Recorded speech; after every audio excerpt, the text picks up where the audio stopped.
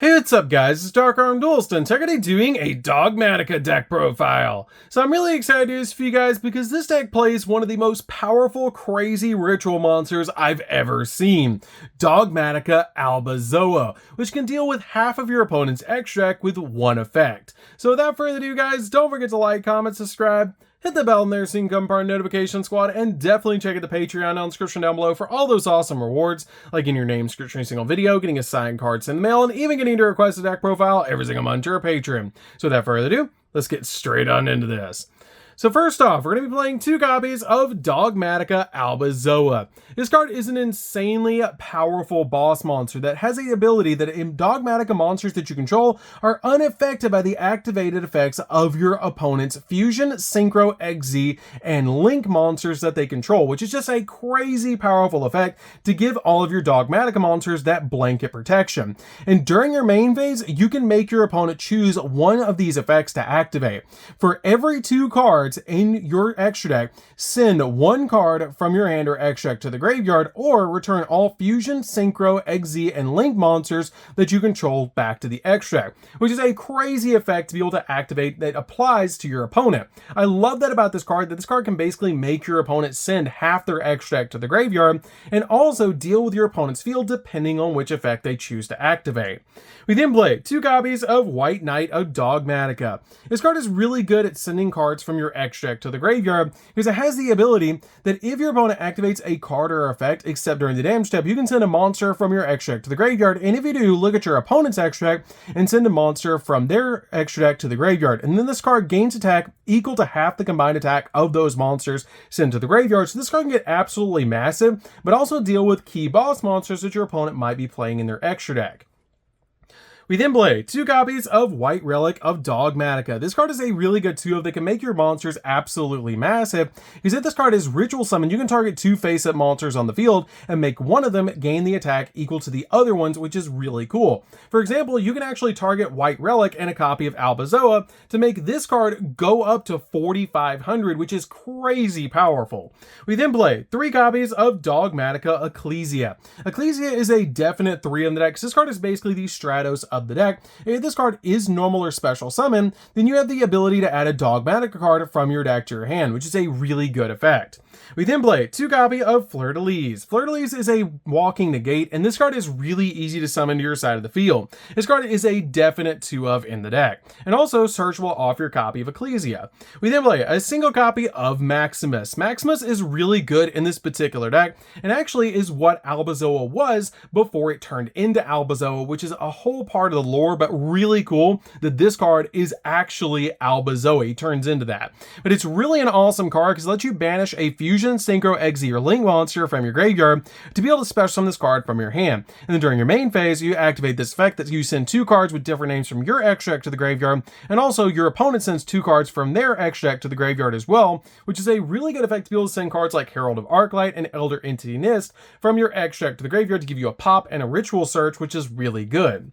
We then play 3 copies of Diviner of the Herald. Diviner of the Herald is a definite 3 of the deck and one of the best normal summons in the entire build. If this card is normal or special summon, you can send a fairy monster from your deck or extra deck to the graveyard if you increase this card's level by that monster's level, which you're always going to be sending from your extra deck to the graveyard a copy of Herald of Arclight to increase this card's level by 4, but also getting a ritual spell or ritual monster search, which is a really good effect. I love that about this card, and it's super powerful in this deck. You're never using the tribute effect of this card, but you can also use this card to get you a monster that's special summoned from the extra deck on your side of the field, because this card actually has 500 attack points. So you can normal summon out this card, send Herald of Arclight from your deck to the graveyard or extra deck to the graveyard, and then you can actually link this card away for Salamangreat Alamirage, and then link Salamangreat Alamirage away for Secure Gardna, which is really good to get you a monster special summon from the extra deck on your side of the field. Then you can actually special summon Ecclesia by her own effect to your side of the field, which is really good.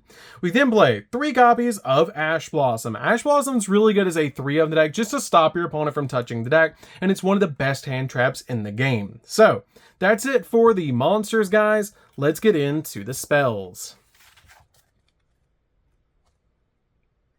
So for the spells, we're going to be playing a single copy of Called by the Grave. Called by the Grave is really good at stopping your opponent from hand trapping you. We're then playing 2 copies of Triple Tactical Talents. This card is just really good just in case your opponent does hand trap you. You get some really awesome effects like drawing 2 cards, taking control of an opponent's monster, or looking at your opponent's hand and choosing one of those cards and shuffling it back into the deck, which is just really good. We then play 2 copies of Pre-Preparation of Rites. This card is great to search you out a ritual spell and a ritual monster from your deck to your hand, which is just such a powerful effect. But the ritual monster has to mention the ritual spell, whose name is listed on that ritual spell, which is just a really good effect to be able to search out your ritual monster and ritual spell from your deck.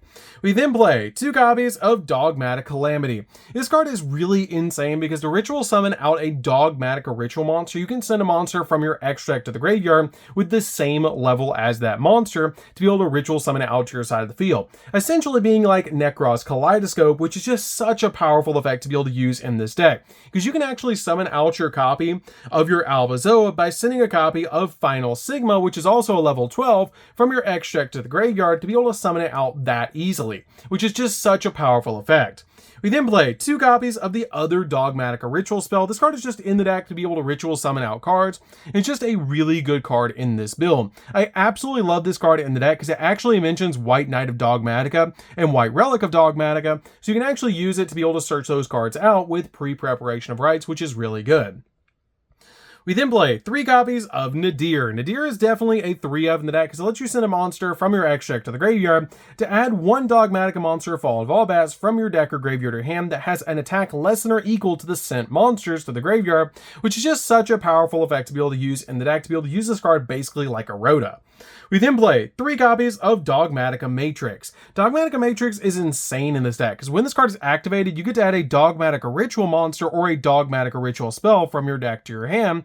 And it also has the ability then, if your opponent controls a monster, then you can also add a Dogmatica card from your deck to your hand, which is just such a crazy effect for this card to have. And once per turn, if you control a Dogmatica Ritual monster, you can look at either player's extra deck and send a monster from it to the graveyard, so you can get some really powerful effects from your extra deck or rip boss monsters or key combo pieces out of your opponent's extra deck, which is just such a powerful effect. I love sending cards like Elder Entity Nist from my extra deck to the graveyard to pop cards on the field, send Herald of Arclight to get searches, and it's just such a powerful card to be able to use in this deck. You can even send cards like Titaniclad to be able to use with your other Dogmatica cards. We then play 3 copies of Secret Village of the Spellcasters. Secret Village of the Spellcasters is insane in this deck because all of your Dogmatica monsters are actually spellcasters. So you can not only rip your opponent's extract and get rid of pretty much their entire extract, but also lock them out of spell effects in this particular deck, which is just super good in this particular build. But the only downside of this card is if you don't control a spellcaster monster, then you can't activate spell cards. But that's totally fine because we have so many ways to actually normal summon out our copy of Ecclesia that it's just really easy to have one in your hand to be able to turn this card back on. So that's it for the spells, guys. Let's get into the traps. So for the traps, we're going to be playing a single copy of Dogmatica Punishment. Dogmatic Punishment is really good as a 1-of in the deck to be able to pop a card on your opponent's side of the field while also getting a card out of your extract, which is just really good. It basically gets bonus effects depending on what you send from your extract to the graveyard. For example, if you send Elder Entity Nist's effect will go off, pop an additional card on the field. Herald of Arclight gets you a search of a ritual spell or ritual monster. So you have a bunch of different effects you can actually apply to this card. So this card is a very interesting card as a 1-of in this build. It's also extremely searchable, which is why we just play a single copy in this build. We're then playing 3 copies of Infinite Impermanence. Impermanence is really good in this deck to be able to basically negate your opponent's monster effect, and you can also set this card face down to lock down entire columns for spells and traps, which is really good. So that's it for the main deck, guys. Let's get into the extra deck. So for the extra deck, we're going to be playing a single copy of Titaniclad. We don't summon from the extra deck all that often in this deck, so we're basically just using these cards for targets for a copy of Dogmatic Calamity and other cards that send cards from the extra deck to the graveyard. But this card is really good in the deck because if this card was sent to the graveyard this turn, then you can either add or special summon a Dogmatica monster from your deck, which is really good.